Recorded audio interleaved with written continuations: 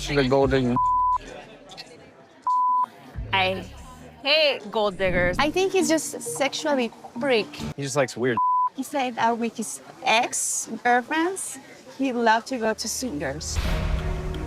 Wow, brace yourselves folks, because Hunt for Love is starting with no holds barred. Looks like there's about to be a lot of deep dark secrets shared. Now, as the name suggests, Hunt for Love is going to feature some old familiar faces mixed in with some new singles, all on the quest for love. But before they all get to set eyes on each other, everything's going to kick off with a masquerade party. Everyone gets a mask. Like Rob, for example, gets a cool looking mask, but Tim, well, he's been given one that looks like Chewbacca. I've had my heart broken 2 or 3 times, and I definitely think, for example, if you look back at Jennifer and I, that was probably the worst one. Ah, yes, Tim and Jennifer. Like, Tim has been on our screens now for so many years on so many different spin-offs that it's almost a bygone, forgotten memory that he was ever with Jennifer. But he was, and it was a terrible relationship. Now,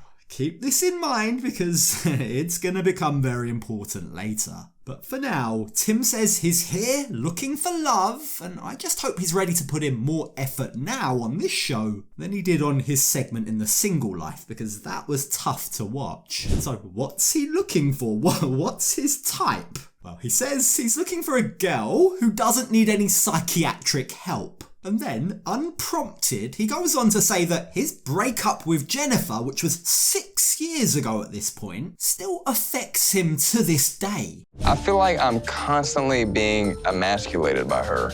I don't want to fight with you. You didn't enjoy this with me when I wanted, so now I'm enjoying it by myself. You have her like mommy? That was her nickname. I just never. Real team? I don't know why you care. I mean, we're having like. Sorry, Tim, I'm sorry to be the one that has to say this, but time for some tough love. Come on, dude, 6 years is a very long time. It's time to move on. But, as we're about to see, Tim can't move on. He's obsessed. He can't stop talking about Jennifer. And that might be because she's about to join the party, and she's already turning heads. This woman with the red dress walking in. Wow, look at this beautiful lady. The way she walk majestically, super hot. I feel bad for Tim because on the one hand, there's his ex who's undeniably very beautiful. She's turning every man's head at this party, right? But then on the other hand, there's Tim.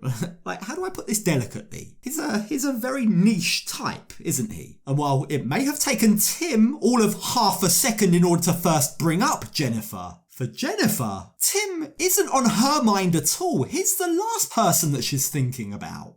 I'm looking for a man that can keep up with me and never tries to put me in a cage. But I haven't found that yet. Now, after everyone does this awkward kind of flirting, right, it's time for the cast to all unmask themselves. And let's just say it comes as a huge shock to Tim when he sees his ex Jennifer is there. You can literally see his whole demeanour change as he realises they're going to be stuck together for the next few weeks, and like it or not, he's going to have to put up with her dating other men right in front of him. Like, he's immediately annoyed at this. Ay, ay, ay, la colombiana. Out of all the people, why is she here?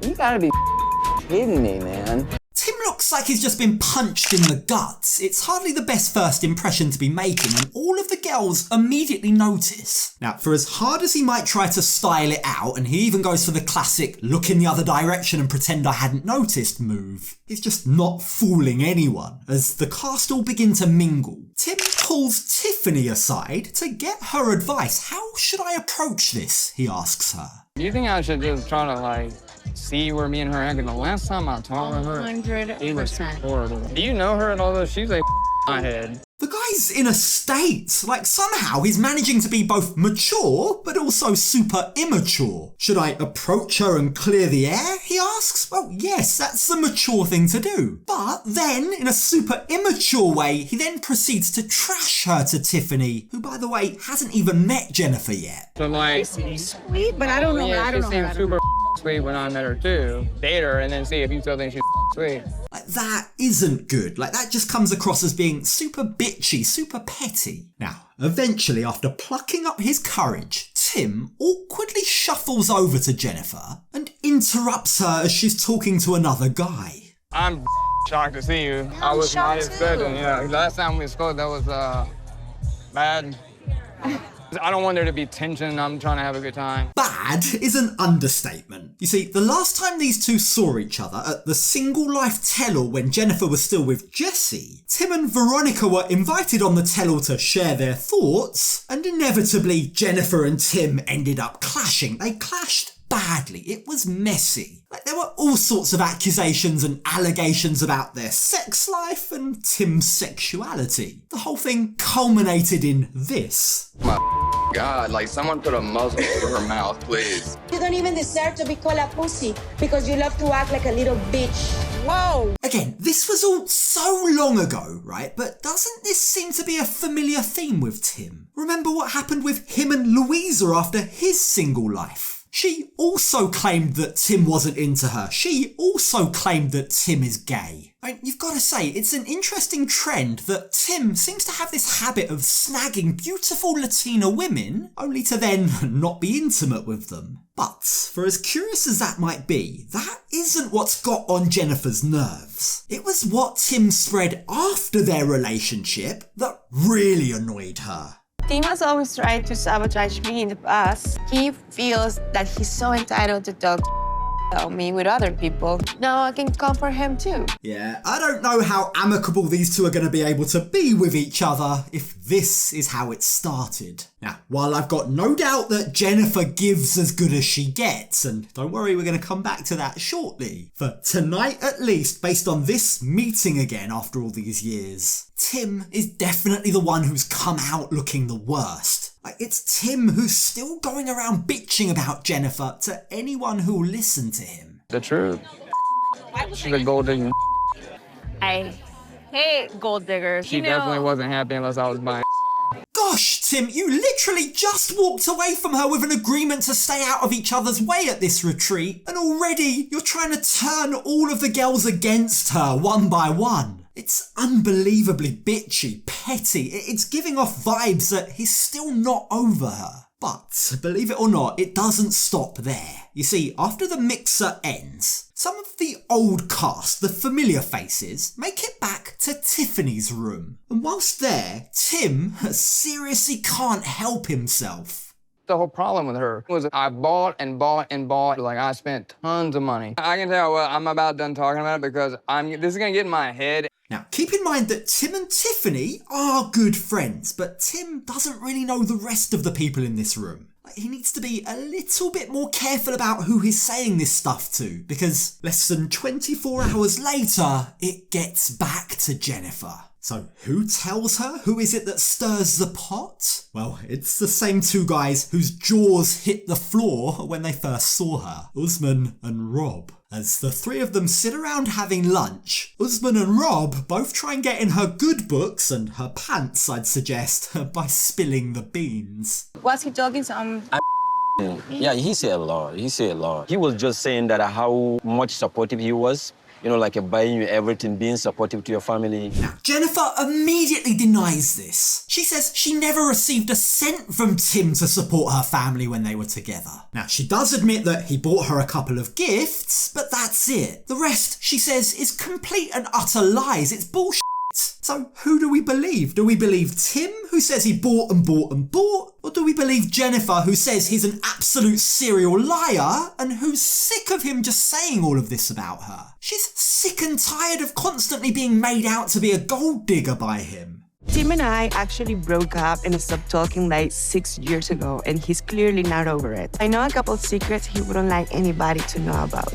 And in that state of anger, pissed off at what she's just learned, Jennifer's gloves come off. She's not holding back. So what are these secrets that she's talking about? Well, dare I say it, Jennifer has a bit of a nasty streak in her, doesn't she? What she says next, what she alleges happened between her, Tim, and another guy at a strip club they went to when they were still together, comes across as pure retaliation, pure vengeance. Tim hurt her, so now she's gonna hurt him back. He paid to a guy to dance for me Huh? as he was watching. And I was like, what are you into? Wait, you went to a men's strip club? Yeah. Stop. Jennifer says that Tim watching another man grind up on her was the most excited she'd ever seen him. Now, of course, this whole rumour, allegation, accusation, whatever you want to call it, of Tim being gay is something that we've heard over and over again. It's something that Tim strenuously denies. Like, he says his argument is he doesn't rush into a sexual relationship with women because it takes time for him to build a connection, feel comfortable around them. But I'd suggest, if what Jennifer is saying here is true, if the pair of them went to a male strip club together, well, that isn't exactly helping the rumours, is it? But, get this, it gets even worse. You see, Jennifer goes on to say, I think he's just sexually freak. He just likes weird. He said that with his ex-girlfriends, he loved to go to swingers.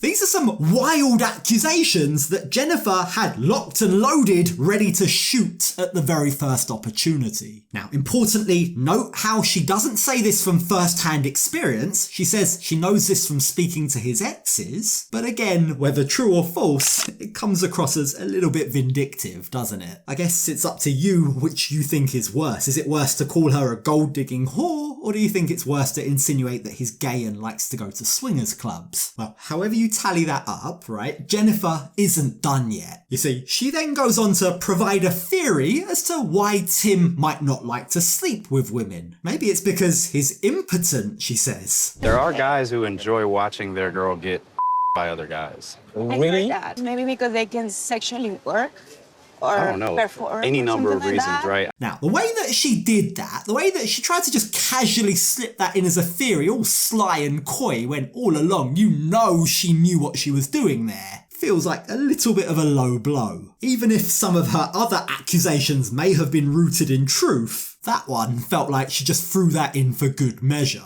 Now, the irony isn't lost on me here that she's having this conversation with Rob, who I'm sure we all remember, himself has had his sexuality questioned by other castmates. Like, himself, in Jennifer's words, has been accused of doing some freaky stuff. But the truth is, putting that to one side, Tim started this first, so Jennifer out and out is just getting her revenge here. Now, when we next join them all later on that day while they're waiting to go on a speed dating session, Jennifer wants to make it very clear to everyone where she and Tim stand. Is there like a chance that you guys reconnect or no? No, I wish no, I don't even think that we're gonna be friends.